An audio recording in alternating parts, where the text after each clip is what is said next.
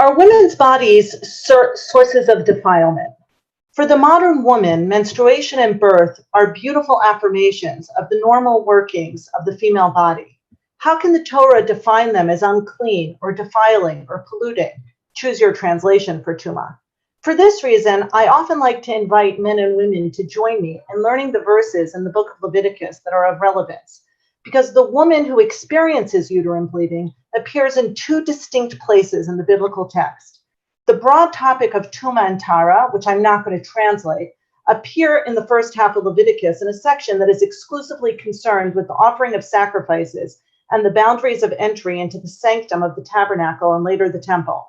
The nation of Israel in its entirety, man, woman, child, priest, Levite, Israelite, will spend their lives until the second temple is destroyed, being aware of the limitations presented by their physical human bodies.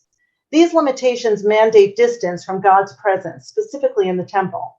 Nonetheless, people experiencing Tumah will be obligated in the many other mitzvot, commandments that define a covenantal relationship outside of that space.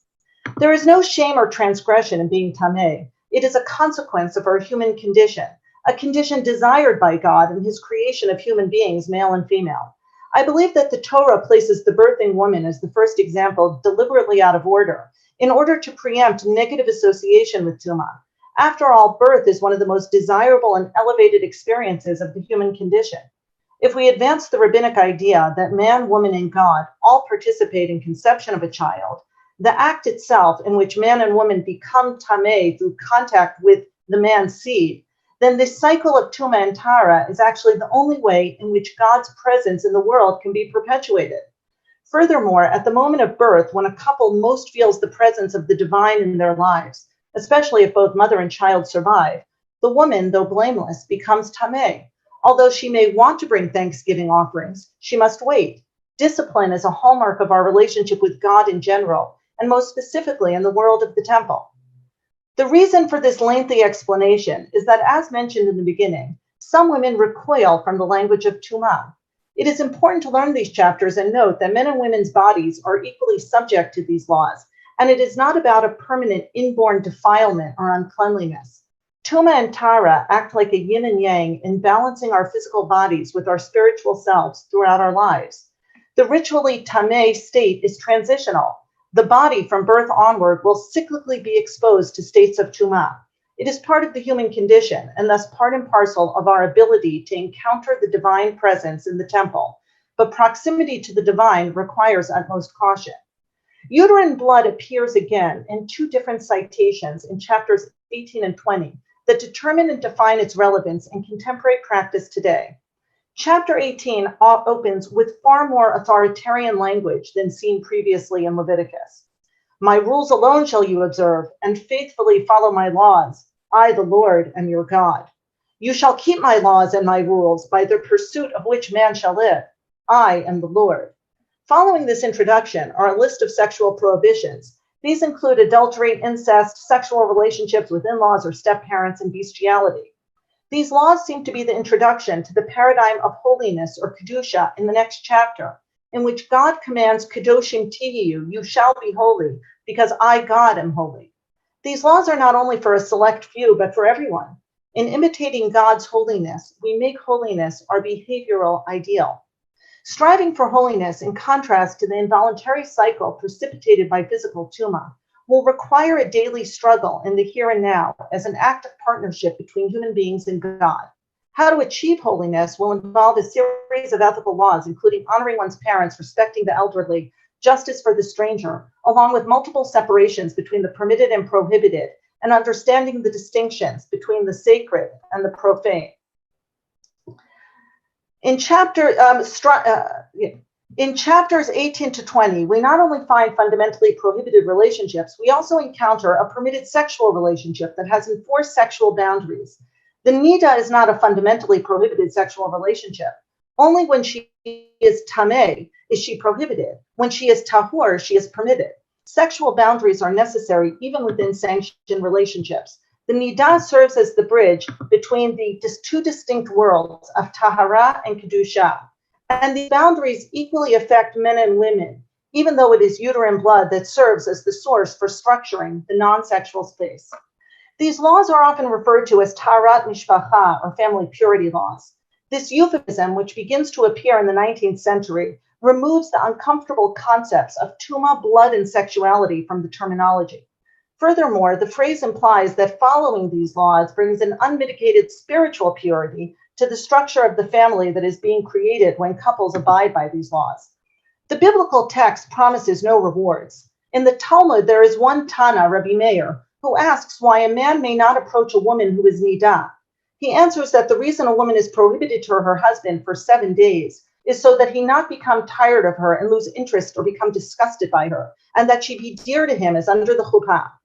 This source is reworked in Rabbi Dr. Norman Lamb's famous book, A Hedge of Roses, and other more modern works, to put forth the perpetual honeymoon theory. Quote, abstinence during marriage is eroticizing, just as lack of sexual relations during the engagement period heightens the erotic intensity of the honeymoon, end of quote. Marital satisfaction and happiness are thus credited to the cyclical structure of sanctioned and forbidden sexuality, so that couples experience a renewal in desire thanks to the mandated period in which they are prohibited to touch.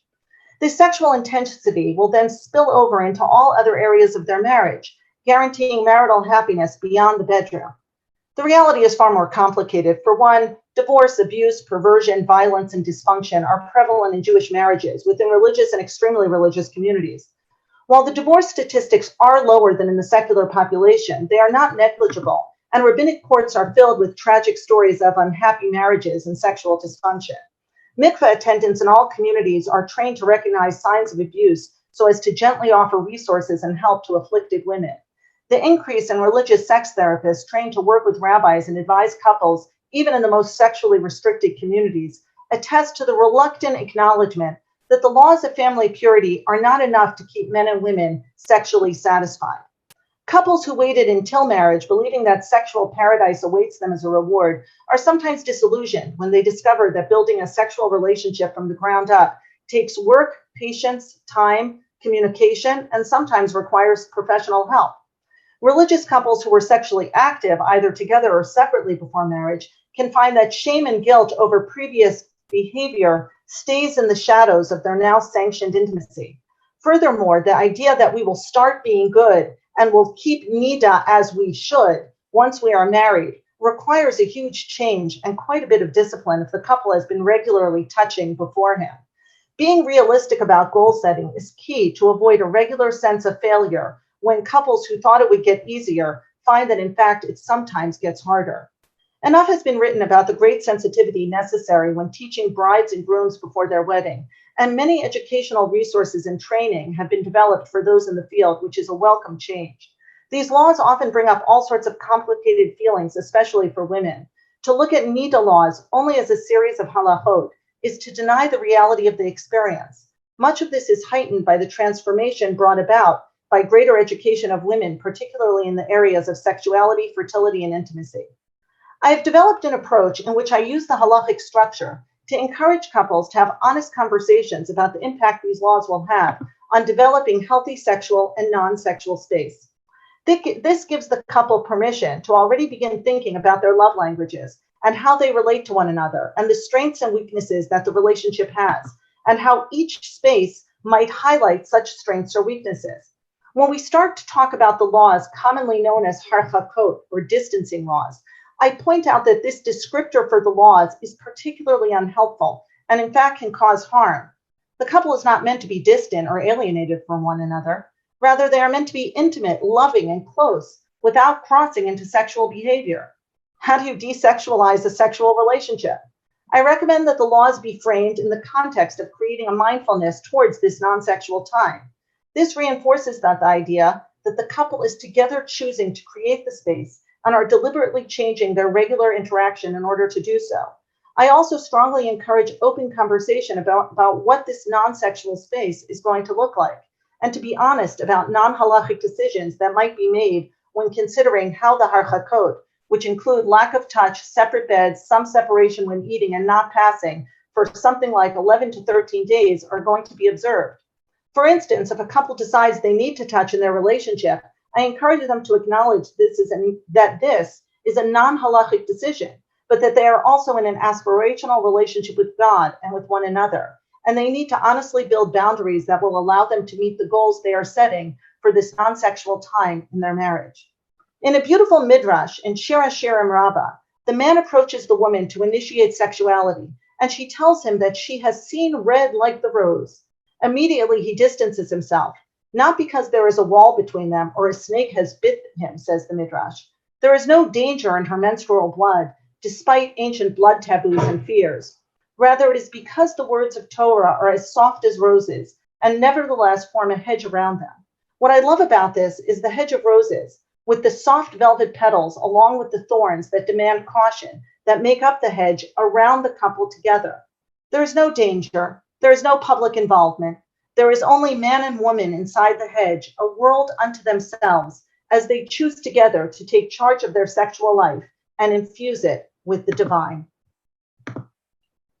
Thank you.